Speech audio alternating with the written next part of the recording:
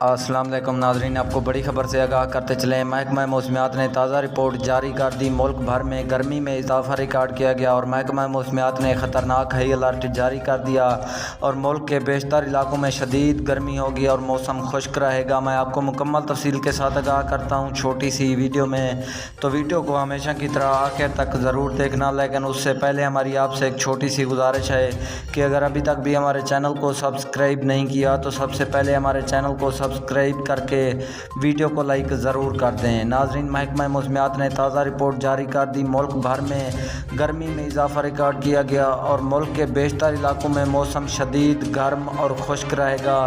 محکمہ موسمیات نے خطرناک ہائی الرٹ جاری کر دیا اور ملک کے بیشتر اور دیگر علاقوں میں میدانی علاقوں میں شدید گرمی رہے گی۔ محکمہ موسمیات کی رپورٹ کے مطابق آج شام سے گرمی شروع ہو جائے گی۔